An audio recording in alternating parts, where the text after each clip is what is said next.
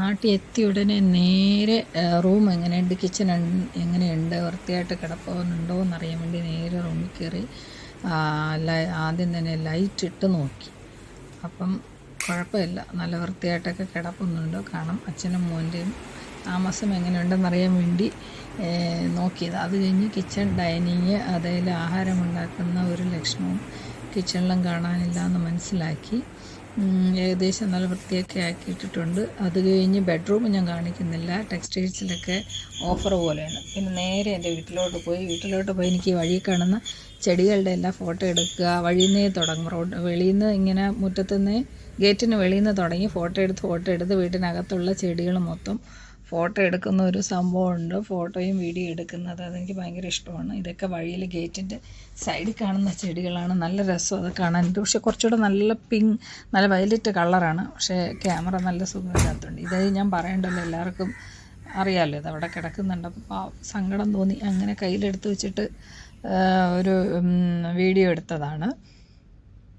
അത് കഴിഞ്ഞതേ ഇത് വീട്ടിനകത്ത് വയ്ക്കുന്ന ചെടികളാണ്. ഇതൊക്കെ എല്ലാവരുടെ വീട്ടിലുള്ളത് തന്നെയാണ്. പക്ഷേ എന്നാലും എനിക്ക് ഒരു ഇതൊക്കെ കാണപ്പോൾ ഇങ്ങനെ ഫോട്ടോ എടുക്കുന്ന ഒരു സംഭവമുണ്ട്. വീട്ടിൽ ചെന്ന ഉടനെ ഉള്ള വഴിയിൽ കാണുന്ന ഒട്ടേ എടുത്ത് തുടങ്ങും.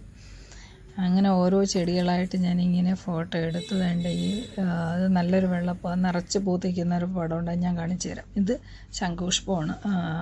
പിന്നെ ഇതെന്നാണ് കണ്ടാൽ ഒരു പ്ലാസ്റ്റിക് ചെടി പോലെ ഇരിക്കും. അത് പ്ലാസ്റ്റിക് അല്ല കേട്ടോ. ഇനി കണിക്കൊന്നയുടെ ഇത്ര പൂവുള്ളായിരുന്നു. ഈ മഞ്ഞപ്പൂ എന്നാണ് നല്ല രസമാണ്, നിറച്ച് പൂത്ത് കിടന്നാൽ നല്ല ഭംഗി അത് കാണാം. അത് മതിലിന് വെളിയിലോട്ട് ഇങ്ങനെ ഒന്ന് കിടക്കുന്ന സംഭവമാണ്. ചില സമയം നല്ല ഭംഗിയായിരിക്കും, അത് നിറച്ച് പൂത്ത് കിടക്കും, നല്ല മഞ്ഞ കളറല്ലേ അത് ഇങ്ങനെ ഉണ്ട്. കുറച്ച് അവിടെ ആയിട്ടുണ്ട്. പിന്നെ ഇതെന്ന് പറഞ്ഞത് എന്താ പറയുക, ആത്തിച്ചക്ക എന്നാണ് ഞങ്ങൾ പറയുന്നത്. അതിൽ ഉറുമ്പുണ്ട്. പക്ഷേ ഇതിൻ്റെ വലിയൊരു ആത്തിച്ചക്ക എനിക്ക് പറിച്ച് വെച്ചിട്ടുണ്ടായിരുന്നു. നല്ല വിളഞ്ഞ് നല്ല പഴുത്ത ആത്തിച്ചക്ക. ഇത് കണ്ട മഞ്ഞപ്പൂ എനിക്ക് ഭയങ്കര ഇഷ്ടപ്പെട്ടുകൊണ്ടാണ് ഞാനത് വീണ്ടും കുറേ എടുത്തിട്ടുണ്ട് അതിൻ്റെ വീഡിയോകൾ. ഇത് നിറച്ച് പൂത്ത് കിടക്കുന്ന ഒരു സമയത്ത് ഞാൻ നാട്ടിലുണ്ടായിരുന്നു. അടിപൊളിയാണ് സംഭവം കാണാനായിട്ട്. ഇത് മാത്തിച്ചക്ക തന്നെയാണ്. പിന്നെ ഇത് നന്ദ്യാർവട്ടം എന്ന് പറയുന്ന പൂവാണ്. ഇത് ഒരു തരം റോസാപ്പൂവാണ്.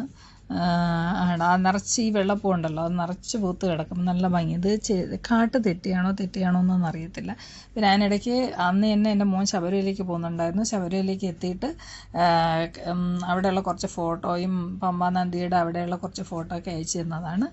Okay, by.